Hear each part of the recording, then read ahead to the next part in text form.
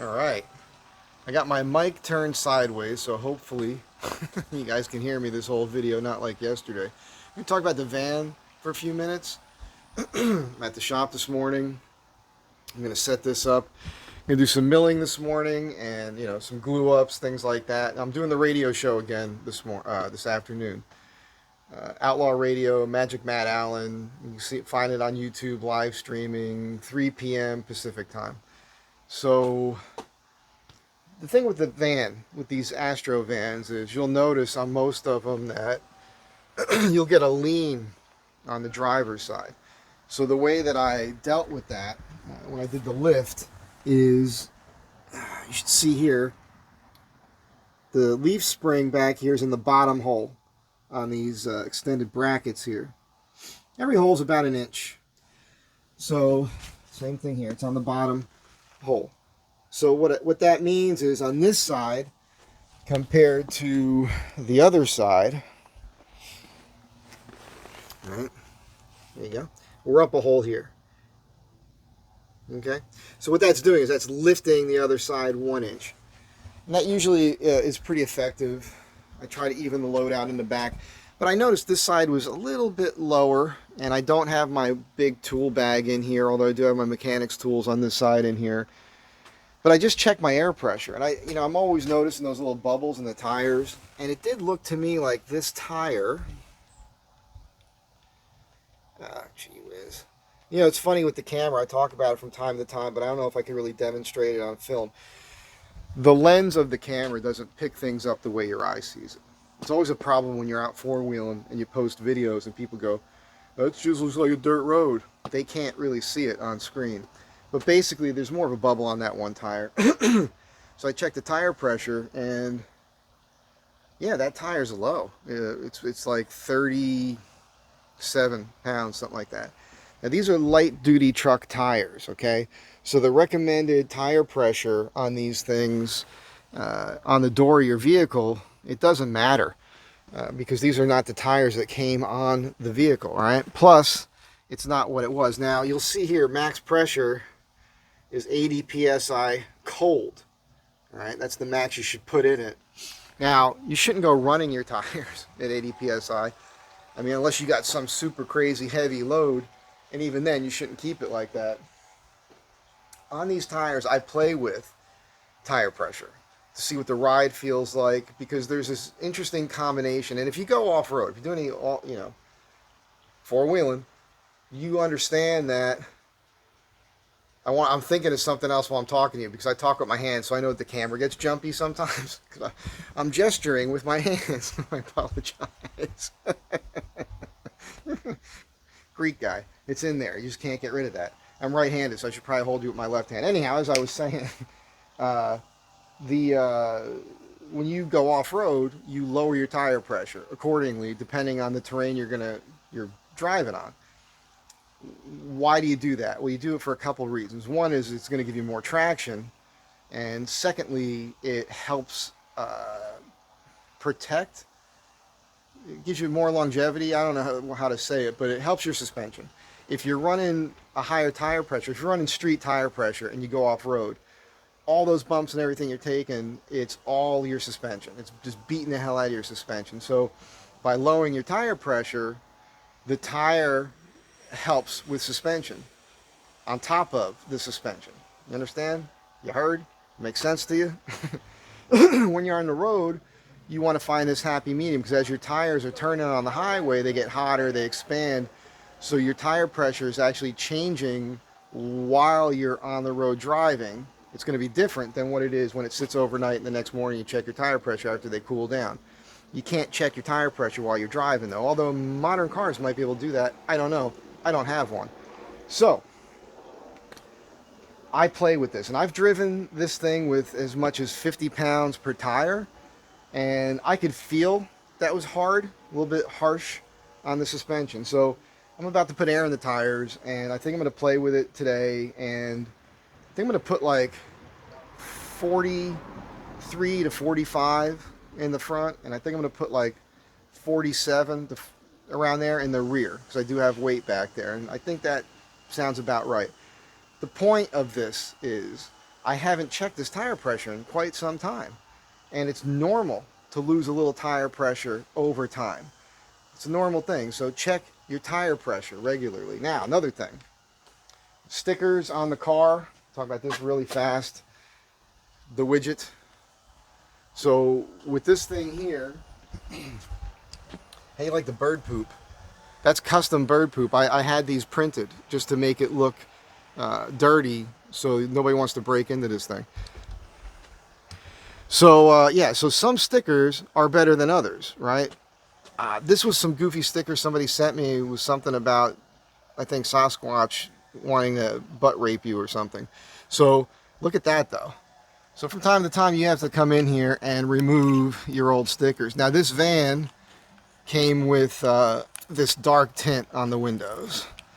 I'm not going to do all this for you on screen, but this is what you want. This dark tint, it really, really, really attracts the sunlight. Sorry, I think it's a little too close there. And man, it is hell on stickers. And it's a bummer that this one's going, because I really like this. And this came from our buddy down in Florida that sent me that care package with all the cool stuff for the van, including the overhead console. Unfortunately, that's going to have to get scraped off here pretty soon too. Gosh, I need a new one of these. I need a new Betty and Nick sticker because of that. And this stuff's just fading, man. This side here is in pretty good shape, but you can see the fade even on my sticker. It's been here a couple of years now. And it's normal for that to happen, but it's kind of a bummer at the same time. So yeah, the stickers get recycled. Is that the right word? I end up taking them off and putting new ones on when I get them. Okay, another thing. Getting some people watching the old videos again. Appreciate it. Feel free to keep asking me questions. But here's the thing. A lot of the videos that people are watching right now are older videos. I mean, I've been working on this thing, I think it was since 2018. 19, 20, 21, 22, 23, at least 5 years now working on this van. It's been a project since I got it. I don't remember it all, you know, and I just want to reiterate, because I know I've said this in a lot of the videos when I'm working on the van. It's not a how-to. These videos are not about showing you how to do something necessarily. I'm just always showing you what I'm doing. And I'm not saying that what I'm doing is correct. I'm not saying I'm doing it the right way. I'm not even saying it's a good idea. These are choices I've made for this van for the purposes that suit me. I'm going to tell you right now, they're not always correct. I've redone a lot of the stuff many, many times. Right? My advice is don't mess with your van.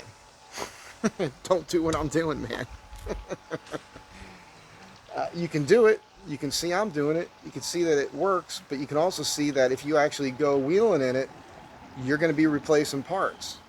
And this independent front suspension, while it is far more robust than other minivans, this is not a minivan, it's a mid-size van, and it doesn't have a truck chassis. It's got a front half chassis, front clip, but the parts underneath the thing are truck parts. So it's far more robust than your average, you know, soccer mom van, we'll say. Great. Still not designed for doing the stuff I've done with it. Which is why I want to do the front axle swap. So I can continue. I want to go out to Saline Valley on a regular basis. I do. But the next time I go there, it's going to be the North Pass in, because that apparently is the shortest and easiest route. And I will take the North Pass out again. I'm not screwing around anymore until I get the front axle done. When I get that done, then it's different. Then I'll adventure more in it. But that's going to cost me quite a bit of money. You know, feel free to send me some coin, man. Anybody got a Jeep JK front end that they don't want anymore? With the springs and everything? Somebody want to talk to those guys over at, what is it? Over here in Prescott? Journeys. I got the sticker on the car still. Journeys Off-Road. They apparently put a kit together to work with a Jeep front axle. I've looked at it, but there's no price on it. How much is that? And I can't buy it from them because I've thrown them under the bus from the work that they did when I brought in to do the lift and everything. So, like, if it comes up for sale, I have to have one of you buy it for me and get it to me. That's how that's going to work, you know. But if it's good, and I'll say it's good. You know, we're going to do it myself here. I'm not going to have them do it. So, anyhow, once that happens, it's a thing. But here's the deal, man. I don't remember everything. I don't know everything. I am not a mechanic. I'm mechanical. I can figure things out. I was on the radio show with Matt, and he asked me one time, he's like, wow, what are you, a mechanic? Where'd you learn all this stuff? And it's like, the mindset is, it's the Zorba the Greek school of mechanics, man. You study something, you look at it enough, you got the tools, I've got decades of experience wrenching on cars and whatnot.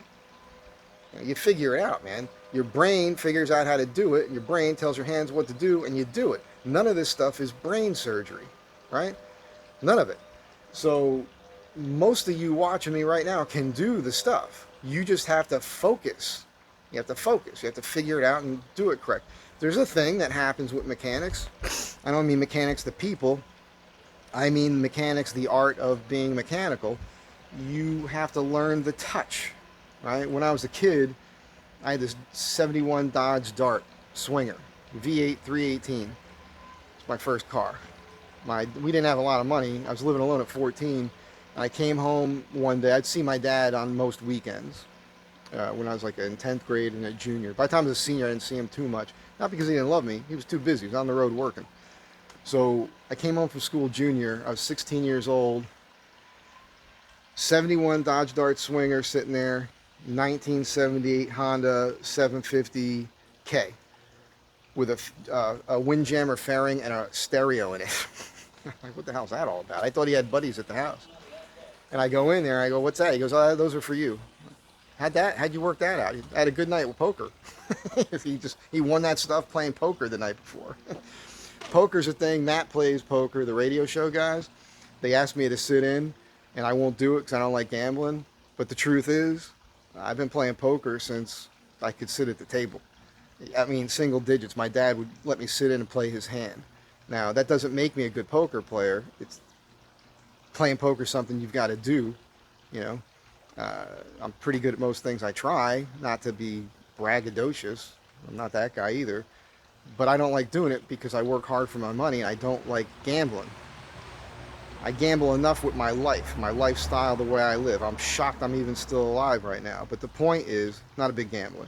But my dad was, and yeah, he would win things like that. I mean, there was always weird stuff. Either he was win at poker, or he was working at a diner where some guy came to the back of the diner with a truckload of goods, you know, the stuff that falls off the back of the truck.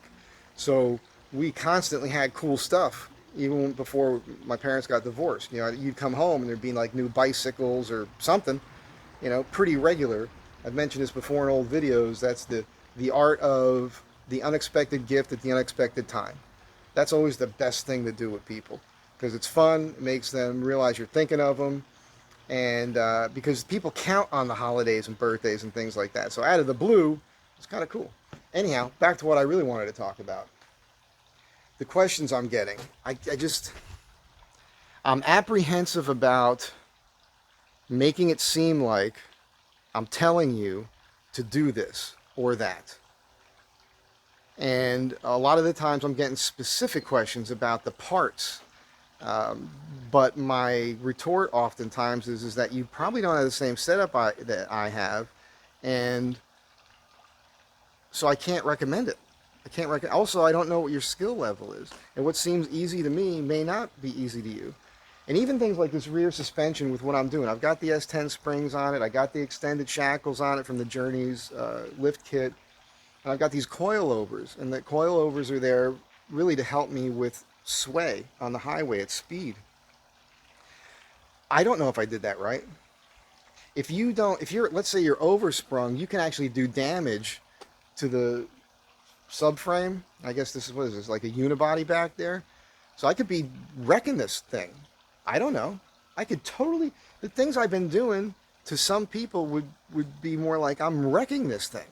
And I get that. I'm playing with it, man. I'm figuring it out. We'll see how it goes. I don't know. Don't know. I actually don't know what I'm doing. 100% don't know. I'm just doing it. I'm trusting myself with what I'm doing because I'm not stupid. I don't know why I do that all the time. It's from the Water Boy, I believe. What was that guy's name? Oh, he's great. He was a great country singer. Oh, come on, man. He was in Smokey and the Bandit. Oh, you know who I'm talking about. The guy is super cool, man. Uh, he plays the old coach. Anyhow, that's why I do that. I don't know what the hell. I'm just rambling on now, but yeah, I'm going to put air in the tires. I'm going to do what I said. And as far as everything else I'm doing, thank you for being here. Thank you for participating, asking me the questions. If you have one of these vans, it is fun. It is cool. I just don't want to be, this is what I'm getting to. In a long, roundabout, long-winded way. I just got up. I probably look even more crappy than I normally do on screen. I apologize for this. But I don't want to be responsible for you doing something I've done that ends up not working out for you. You understand what I'm saying? If you do something, if you're trying to repeat something I've done to my van, and for some reason it screws your van up, that's not my fault, is what I'm saying. I just want to be clear about that. I'm an honest guy, man. And so I just want that to be understood, right? Don't do what I'm doing just because it looks like it's working for me.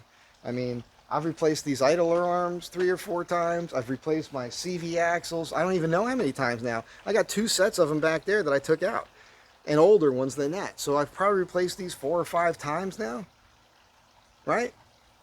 Right? I had to put new axles in the rear end. I mean, we had that whole issue because of Hooper's rear ends and all the bad work that they did.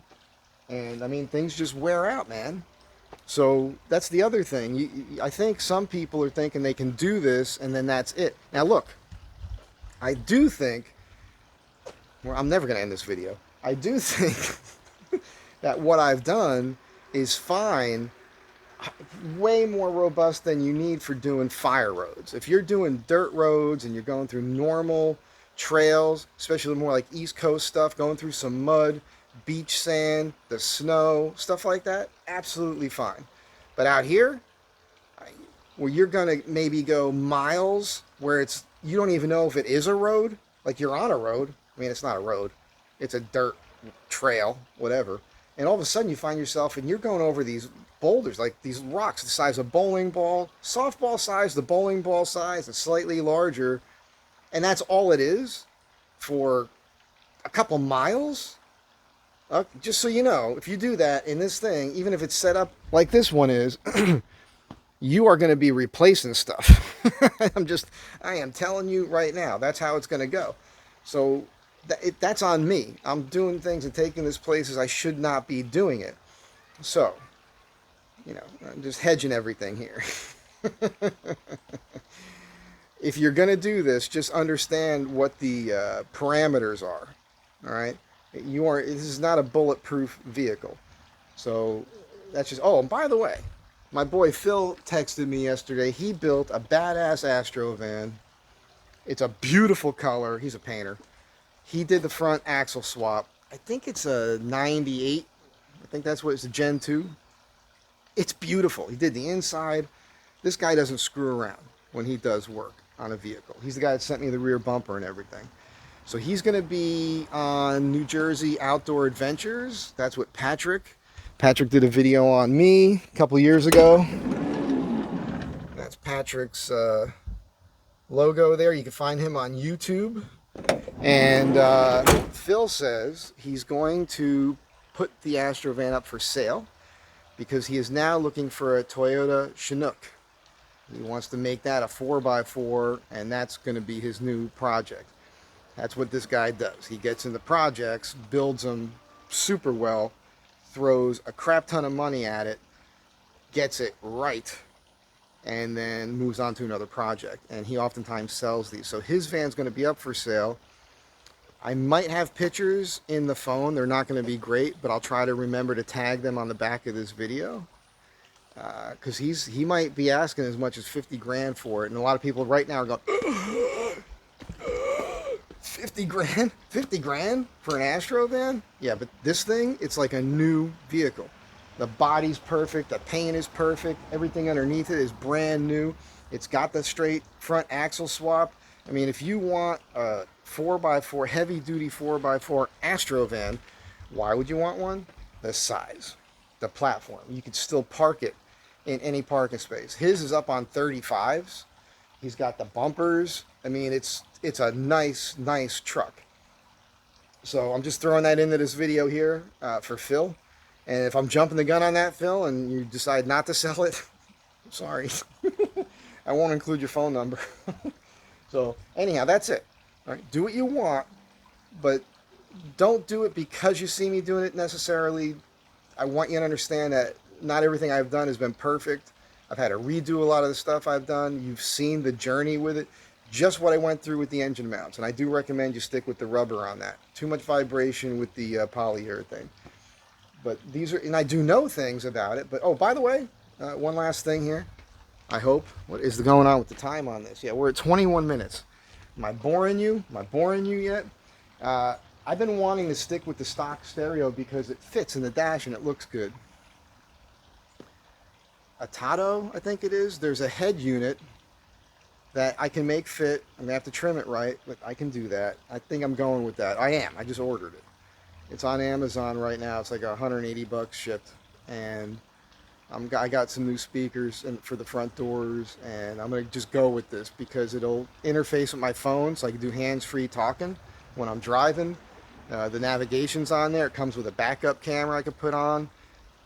So I'll be doing all that, and again, that will not be a how-to, but when I do it, I'll probably do a video on it. So just letting you know, because that's the thing with these things, is trying to modernize it in that way. The big thing for me is my music.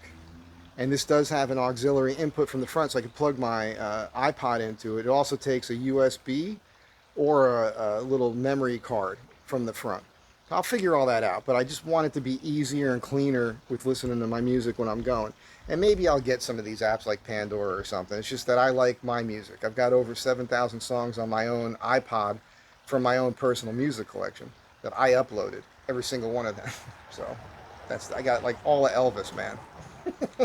The Stones, the Beatles, all that good stuff. The Doors. Anyhow, okay, I'm done. I'm going to put some air in these tires. I'm going to scrape that cruddy sticker off. And then I'm going to go to work so I can earn some cash. All right? That's it for now. Have a good day. Be good to one another. Try to help each other out. That is all I am ever trying to do. That's what all these videos are about, man. It's just me trying to give the best information and hopefully an entertaining way. I know I got to make a lot of you feel pretty good about yourselves just, again, by looking at this, because, you know, you guys are looking a lot better than I am, I'm sure. But thanks again for being here. As I said before, you know, that it's that gear, man. It's that seed. You know, you be nice. Maybe it makes the person you're around realize, oh, that was nice.